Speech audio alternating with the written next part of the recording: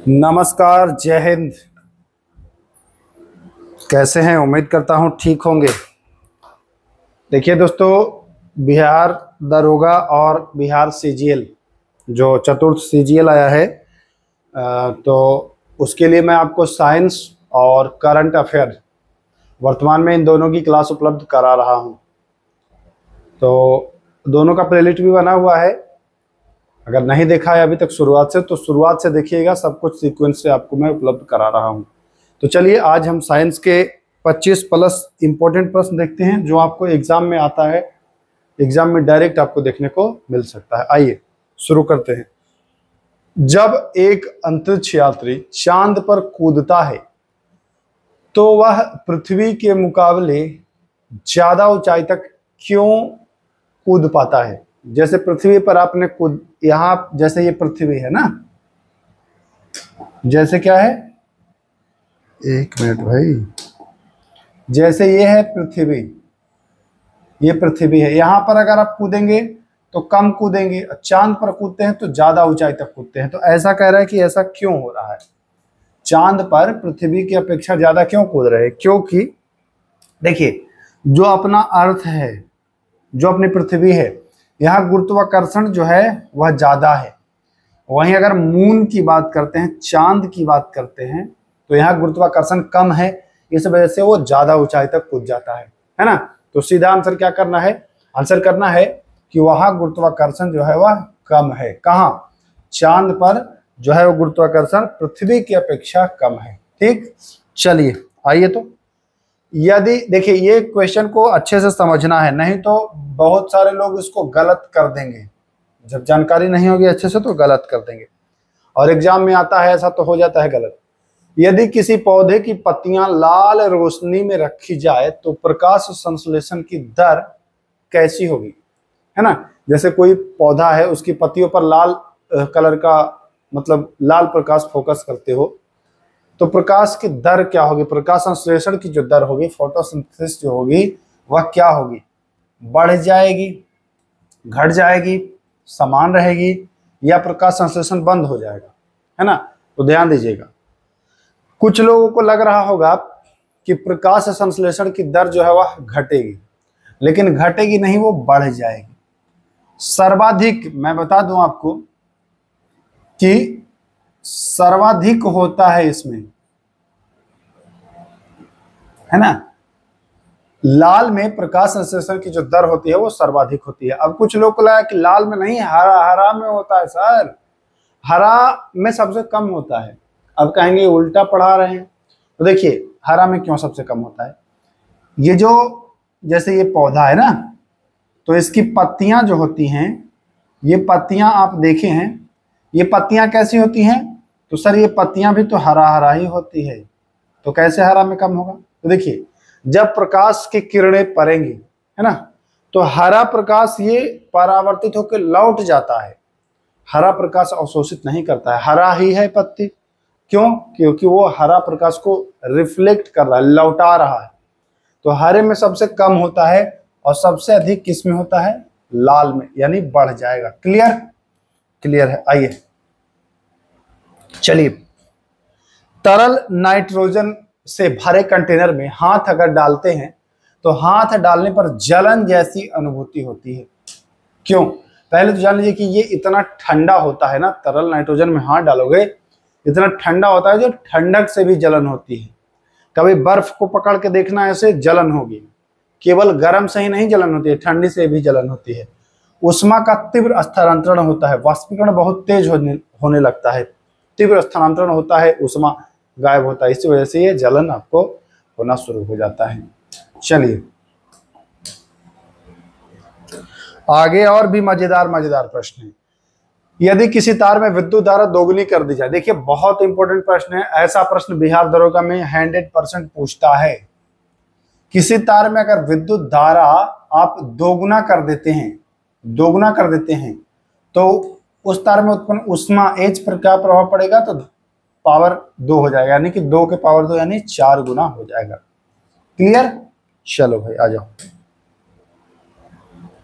आइए, एक उच्च पहाड़ पर पानी 100 डिग्री से पहले क्यों उबल जाता है? बढ़िया प्रश्न है और ये अक्सर कंफ्यूजन क्रिएट करता है। आपसे पूछता है कि पहाड़ों पर खाना बनाने में टाइम लग जाता है, क्यों लग जाता है? जरा सा इस कॉन्सेप्ट को अगर आप समझ लिए तो जीवन भर नहीं भूलेंगे। ध्यान से समझिएगा। जैसे ये मान के चलिए कि पहाड़ है, पहाड़ का ये चोटियां है ना, ऊंची ऊंची, और ये है अब पृथ्वी। ठीक, ध्यान से समझिएगा, बहुत आसानी से आप समझ जाएंगे। अब हवाएं तो चारों ओर है, अब यहां भी इतनी ढेर सारी हवाएं ऐसे प्रेशर लगा रही है। कहां? जमीन पर इतनी सारी हवाएं प्रेशर लगा रही हैं। ठीक, पहाड़ पर ऊंचाई हो गया तो भाई अगर आप यहां खाना बना रहे हो तो यहां प्रेशर ऐसे लगाएगा, बस इतना लगाएगा, बाकी इधर वाले का प्रेशर ऐसे लगेगा ना, और इधर वाले का इधर। आप मान के चलो कि यहां खाना बना रहे हो, ठीक, ऊंचाई पर हो, तो ध्यान से समझिएगा, हवाएं ज्यादा दबाव कहां डालेंगी? तो ध्यान में आपको लग रहा होगा कि हाँ सर, यहां सर चारों ओर से दबाव डाल देगी, तीनों चारों ओर से ना। हाँ, लेकिन यहां चारों ओर से नहीं डाल रही है, यहां इधर से तो आ नहीं पाएगी, इधर यहीं तक का दबाव डालेगी ऐसे ना, ऊपर से। यहां देख पा रहे हैं आप कि दबाव कम डाल रहा है और यहां दबाव ज्यादा डाल रहा है। होता क्या है, जब आप दबाव कम डालेंगे, वायु दाब कम डालेंगे, तो जो 100 डिग्री पर उबलना चाहिए था वह पहले ही उबल जाएगा। वह क्या होगा? पानी पहले ही उबल जाएगा। अब मान के चलिए कि एक आलू को पकने के लिए 100 डिग्री टेम्परेचर 5 मिनट तक मिलना चाहिए, यानी कि 500 डिग्री, उसको 100 डिग्री का 5 मिनट मिलता तो आलू जो है वह पक जाता। नहीं, यही होता ना, आलू जो है वह 100 डिग्री पर 5 मिनट अगर उबालोगे तो पक जाता। अब हुआ क्या कि आलू को 80 डिग्री पर ही उबल गया, तो भाई टोटल तो इसको 500 उबलना चाहिए था, अब 80 डिग्री पर उबल रहा है, तो ये लगभग 6 साढ़े 6 मिनट लग जाएगा ना।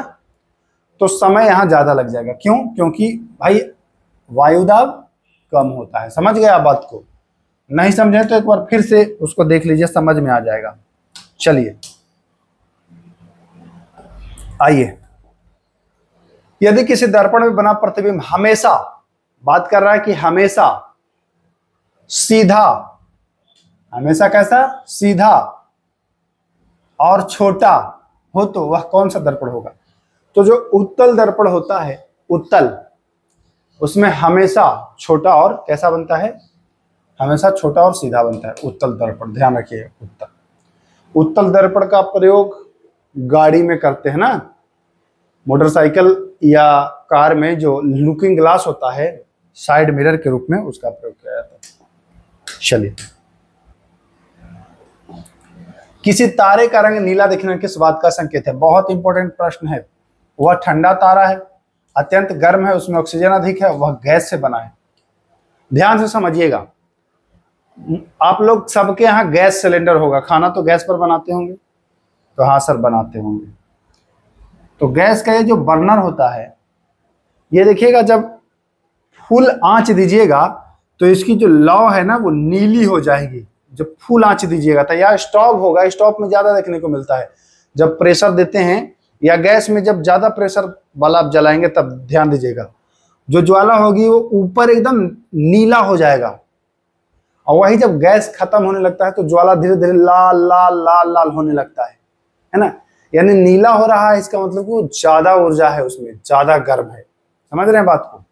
तो वह अत्यंत गर्म है। बी ऑप्शन बिल्कुल राइट हो जाएगा। चलिए आइए, पृथ्वी पर सबसे अधिक ऑक्सीजन का उत्पादन होता है, तो यह प्लवक प्लैंकटन नामक घास सुने होंगे, प्लैंकटन नामक घास सुने होंगे ना, सरगैसो सागर का नाम सुना होगा, वहां आपको ये ज्यादा देखने को मिलता है। तो प्लैंकटन नामक घास लगभग 50% ऑक्सीजन संपूर्ण पृथ्वी का यही महासागरीय प्लवक से होता है। लोहे में जंग लगना उदाहरण है, तो देखिए दो तरह का आपसे पूछता है, एक भौतिक परिवर्तन और एक रासायनिक परिवर्तन। रासायनिक में होता है कि वह पुनः अपनी स्थिति में नहीं आएगा, भौतिक में वो आएगा। अगर लोहे में जंग लग गया तो जंग से फिर लोहा नहीं बना सकते हो, यानी कि वो रासायनिक परिवर्तन है। लेकिन अगर एक बर्फ का टुकड़ा ले लिए, इसको पिघला दिए, तो फ्रिज में रख के फिर इसको आप बर्फ का टुकड़ा बना सकते हो। तो बर्फ का पिघलना भौतिक हो जाएगा, वही जंग लगना रासायनिक हो जाएगा। क्लियर? आइए, क्लियर हो गया होगा। चलिए आइए अगला प्रश्न, डीएनए का मुख्य कार्य क्या है? डीएनए का मुख्य कार्य, तो डीएनए का मुख्य कार्य प्रोटीन का निर्माण नहीं, आनुवांशिक सूचनाओं का भंडारण करना, यही इसका मुख्य कार्य है। डीएनए का फुल फॉर्म पूछता है डीऑक्सी राइबो न्यूक्लिक एसिड। जी हाँ, डीऑक्सी, नाम याद रखिएगा, डीऑक्सी राइबो न्यूक्लिक एसिड, है ना। इसी में आरएनए का हो जाता है ribo nucleic acid, deoxy, DNA में डीऑक्सी लग जाता है, ये ध्यान दीजिएगा। आरएनए का मुख्य कार्य होता है प्रोटीन का निर्माण, प्रोटीन का संश्लेषण करना, आरएनए का मुख्य कार्य होता है। चलिए, पारा जो है वो कमरे के तापमान पर तरल होता है। पारा एकमात्र धातु है जो रूम टेम्परेचर पर तरल अवस्था में, तरल मतलब लिक्विड फॉर्म में होता है पारा। बाकी धातुएं कठोर होती हैं, चमक होती हैं, लेकिन पारा जो है वह रूम टेम्परेचर पर लिक्विड होता है, तरल होता है। क्यों? क्योंकि इसका गलनांक नहीं, हल्का भी नहीं, ऑक्सीजन नहीं, ये हो जाएगा। परमाणु के बीच कमजोर बॉन्ड, बंध जो है वो कमजोर होता है ना, ध्यान दीजिएगा। ये पारा धातु है,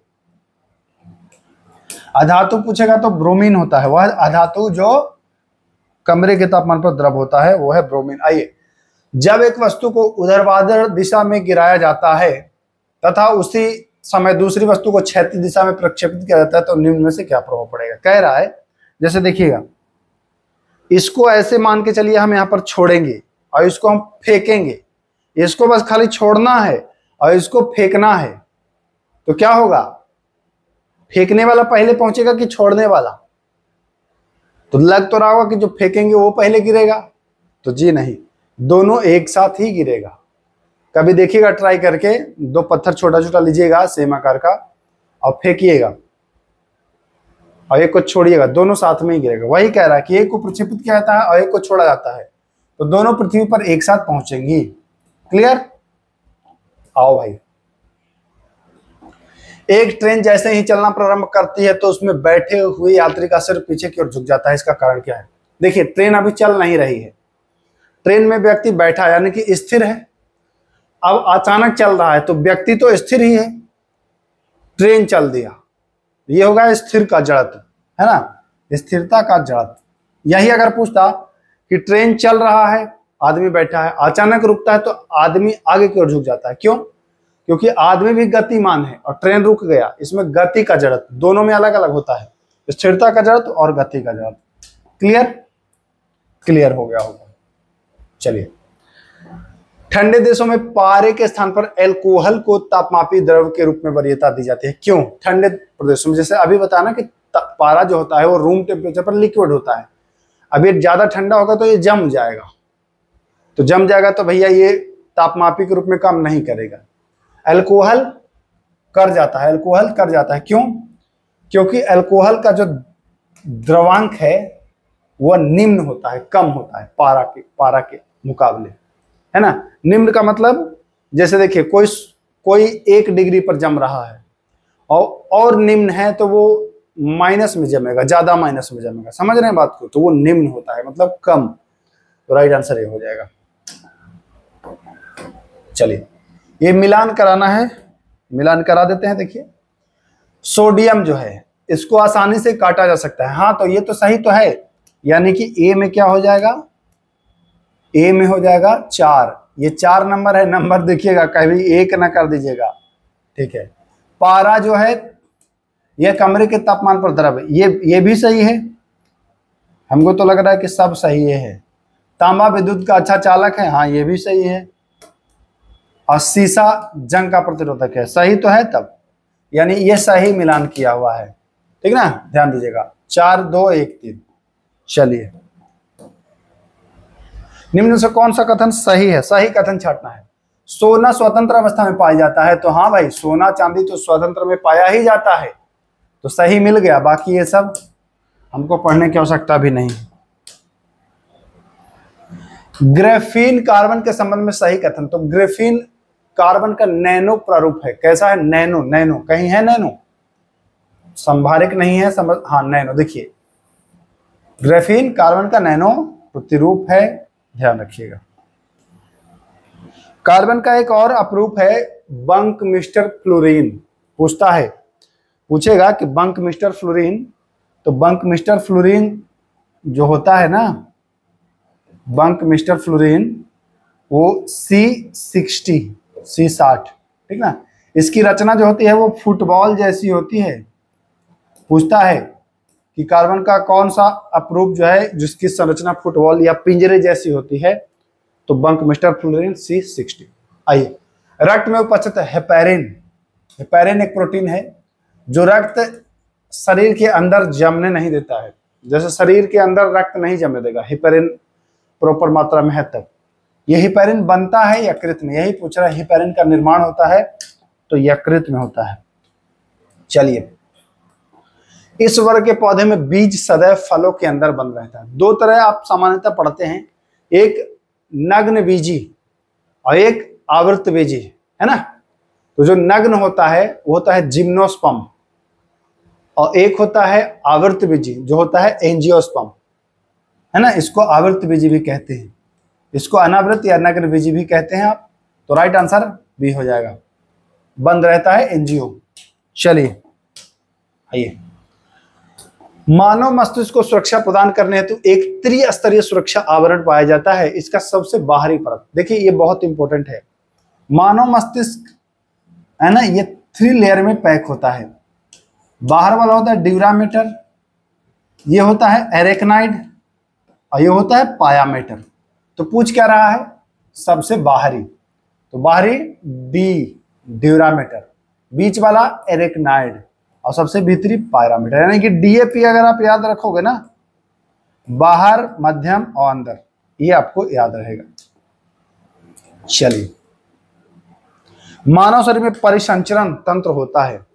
परिसंचरण तंत्र कैसा होता है? मानव शरीर में आप देखे है ना, एक तरफ शुद्ध रक्त, एक तरफ अशुद्ध रक्त। एक बार शुद्ध, फिर वो उसको लाएगा तो अशुद्ध होगा, है ना, फिर उसको शुद्ध करेगा। तो दोहरा हुआ ना, एक बार शुद्ध है, एक बार। और बंद होता है कैसे? क्योंकि मानव जो रक्त है वो वेन्स में, सिराओं में, है ना, धमनियों में बहते रहता है। वो बंद है, खुला नहीं रहता कि ऐसे ही शरीर में टहल रहा है, नहीं। वो वेन्स छोटे छोटे सिराओं, धमनियों के माध्यम से शुद्ध और अशुद्ध रक्त एक दूसरे से बार बार फिल्टर होते रहते हैं। कभी फेफड़ा में जाकर के, फिर वहां से फिल्टर ऑक्सीजन मिलेगा उसको, हार्ट में जाएगा, पंप होगा, इस तरीके से होते रहता है। तो कैसा बताया हमने कि बंद तो बताया ही और दोहरा भी बताया, तो राइट आंसर ये हो जाएगा। समझ रहे हैं आप? बिल्कुल समझ रहे हैं, क्यों नहीं समझेंगे भाई। आइए, इस विधि का उपयोग कर रक्त से नशीले पदार्थों को, हमने पहले कराया है, एक इस पर टॉपिक कराया है, मिश्रण को अलग करने की विधि कराया है मैंने। इसमें मैं बताया हूं कि रक्त से अगर नशीले पदार्थों को अलग करना है तो आप करेंगे क्रोमेटोग्राफी, और रक्त जांच जो होता है उसमें अपकेंद्रण तकनीक होता है, और ये नशीले पदार्थ को अलग करने में क्रोमेटोग्राफी का प्रयोग होता है। सब्लिमेशन क्या होता है? ठोस का डायरेक्ट गैस बन जाना बिना द्रव बने। प्रवाह जीवाश्म से पेट्रोलियम पदार्थों को अलग करते हैं, जानते ही होंगे आप। चलिए, इनमें से कौन धातु की सबसे कम अभिक्रियाशील है ना? तो पोटेशियम होता है, बेरियम, सोडियम, कैल्शियम। तो कौन हो जाएगा? कैल्शियम हो जाएगा। देखिए याद रखिएगा, ये सक्रियता क्रम बहुत पूछता है, ध्यान रखिएगा जरा सा। मैं एक बार इस पर आपको फोकस करना चाहता हूं। एक मिनट इधर आ जाओ भाई, इस पर मैं जरा फोकस कर दूं ताकि आप पोटेशियम, ठीक ना, सोडियम, कैल्शियम, मैग्नीशियम, ये चारों कम से कम आपको याद रखना है, ठीक ना। एल्युमिनियम, जस्ता, लोहा, सीसा, है ना, इतना याद होगा। Potassium, sodium, calcium, magnesium, aluminium, जस्ता, लोहा, सीसा, ठीक, इतना याद होगा, इतना याद होगा। चलिए आइए आगे। लिटमस अम्ल क्षार सूचक जो है यह लाइकेन से होता है। किससे होता है? लाइकेन से। जी,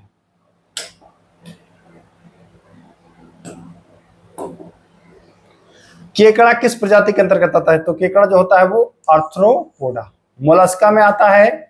मोलस्का में कौन कौन आता है जानते हैं? ऑक्टोपस, है ना, ऑक्टोपस जो 8 उसके हाथ होते हैं, 8 आर्म्स वाला। और आर्थ्रोपोडा में मकड़ी, केकड़ी, मकड़ी और बिच्छू, है ना, मकड़ी बिच्छू ये सब होता है, ध्यान दीजिएगा। चलिए, जब शुद्ध जल में डिटर्जेंट मिलाते हैं तो पृष्ठ तनाव क्या होता है? देखिए, कपड़ा धोने के लिए आप क्या करते हैं? पानी में भिगोते हैं, उसमें सर्फ डालते हैं। सर्फ डालने से क्या होता है कि पानी का जो पृष्ठ तनाव होता है, जो पानी का टेंशन है, वो टेंशन कम जाएगा। और टेंशन कमेगा तो पानी स्वतंत्र होकर कपड़ा में जहां तहां घुस जाता है, हर जगह घुसेगा और गंदगी को धुनाई करेगा, निकाल देगा। तो तनाव क्या हुआ था? कमा था। तनाव, पृष्ठ तनाव क्या हुआ था? घट गया था। यानी कि राइट आंसर जो होगा वो होगा बी। यहां बढ़ जाता है, बहुत लोगों को लगता है, लेकिन बढ़ता नहीं है, घटता है। तो चलिए 26 सवाल, और मुझे उम्मीद है कि आप एंजॉय कर रहे होंगे, अच्छे से इसको नोट भी कर रहे होंगे। चलिए फिर मिलते हैं नेक्स्ट वीडियो में, तब तक के लिए नमस्ते।